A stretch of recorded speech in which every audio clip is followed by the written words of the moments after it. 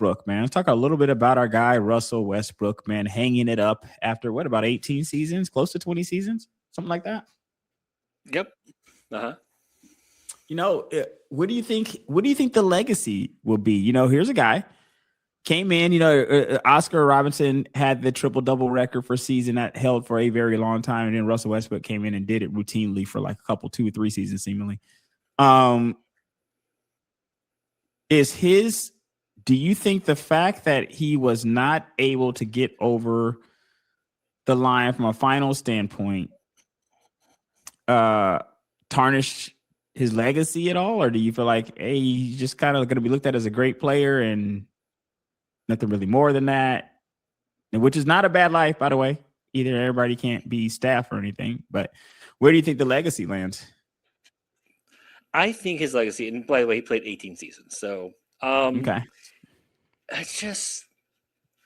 He just played in between so many eras where like his game fit where he started, right? Like the ball dominance, like his just taking over games.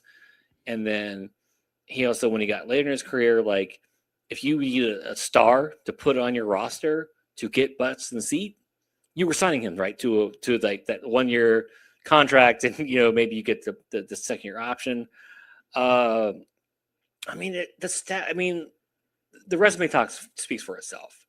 I mean, he went to the finals. He won an MVP. I mean, what was he? 9-time, like all some form of like first, second, or third NBA team. So 9 times out of 18 years, he was like one of the your top players. That you were putting on a first, second, or NBA team, an all NBA team. He didn't necessarily play winning basketball all the time, but at times they're like they put him in situations where like, oh, we just needed you to go out there and be our guy. So he's a Hall of Famer. There's no doubt. I mean, you look at the resume. There's no way he's not a Hall of Famer. It's just right. I think that he's a Hall of Famer too. You got to put him in, bro. It's just like one thing I've always respected about him through no matter like even in the last few years, like if you needed just that energizing bunny rabbit to come off the bench and just go out there and just take over for some quarters, he can do it. He can still do it. Like he just had to always have that motor. Like he's gonna go. And right. Never cheated the game. Never cheated the game. Never cheated the player, game.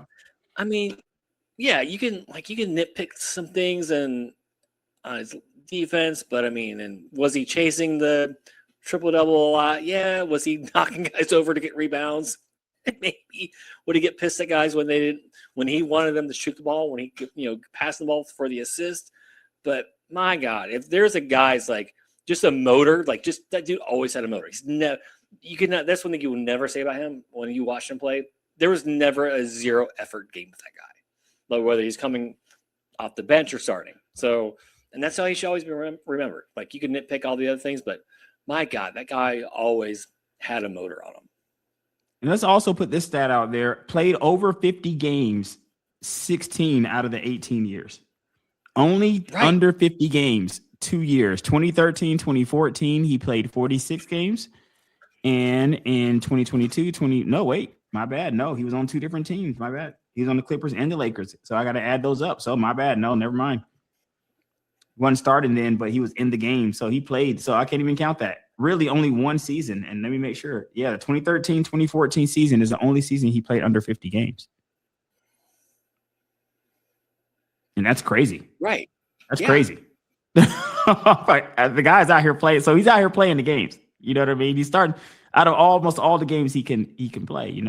Whether he's starting or not, he's playing, he's present. And for his career averages, he's a career 21. I'm gonna give him the round up 20.9. 21, 7, and 8 guy. So 21, 7 rebounds, 8 assists guy. 3-time assist champ, 2-time scoring champ, 9-time all-star. That sounds like Hall of Fame to me. And he was on the 75th anniversary team as well. So he was already in that top 75. A 75 anniversary team. So even then, okay, look, he's like they're counting him as that top 75 player. Really? Of all time, Yeah. Russell, what's crazy is Westbrook also has the dubious distinction of having 4 seasons with the 700 rebounds, tied for the most in NBA history by players 6'4" or shorter. I think he's tied with like Cliff Hagan. I gotta go back and see. But he's tied, but still tied for the most for a player 6'4" or shorter. And he's I think it's just hard not to let him in unless you just don't care for the guy. There's some people who just don't like Russell Westbrook for whatever reason. So you have that, but I don't see really what argument statistically you would have to leave him out of the Hall. Yeah, like, there's got to be guys in there with worse stats than him. Oh, there's guys. I mean, I was listening to somebody that. I mean, I didn't even realize Sean Kemp wasn't in. Was not. No, I don't think he's in. No, he's not. So I mean, and again, he has all these records, and again, he went to a finals. He has an MVP. There's no way he's not getting into the Hall of Fame. Again, like I said, there's a lot of things you can nitpick about his game, but you can never nitpick his effort in going out there.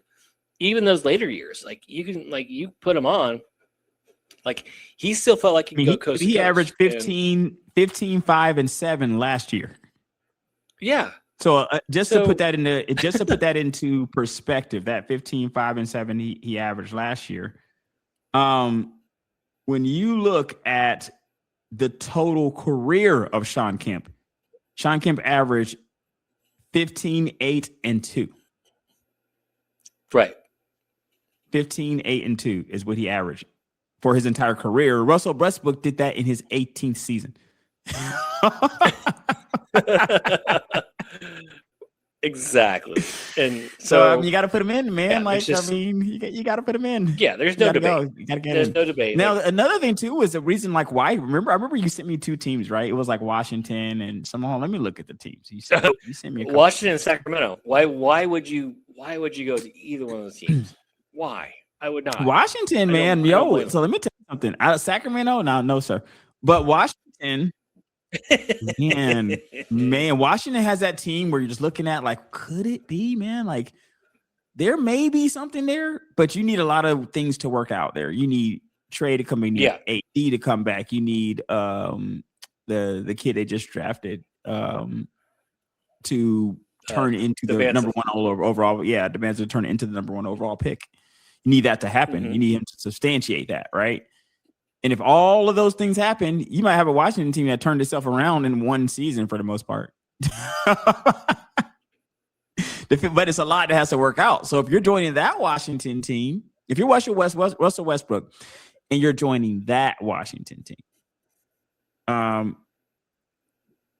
maybe, I mean, Washington, is it the Washington of yesterday? I don't know. Of yesteryear, but it evidently was not enough for him. He wasn't really looking to go, and decided to walk away on his own terms, which he's owed that, he's owed that. And I think that he's gonna retire OKC player, you think? I mean, that would make the most sense. He did play for a lot of teams. I mean, that would make the most sense to me, because finals, did he win? I can't remember if he won the MVP with OKC or not, but yeah, that would make. Did he win the what with OKC? Did he win the MVP with OKC? I can't. That's the one I don't remember. Yeah, I think he did. You mean because that was the year he had just the guys, right? He came on the stage and talked about, like, Kevin Durant said, I can't win with those guys, and then I feel like Russell Westbrook went on stage, did like the MVP speech, and brought some of the guys on stage and was like, these are just the guys that he was talking about, type thing. And they had a good, decent year that year with Russ kind of leading the charge and everything. I think that was something that Russ also wanted to do with Kevin Durant departing.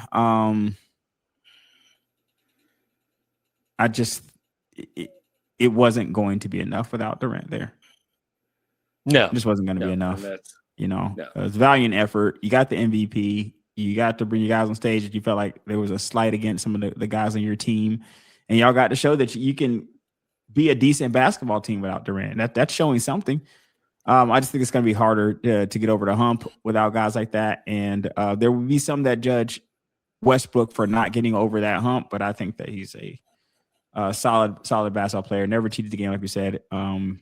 Pleasure to have him in the league as long as we had him.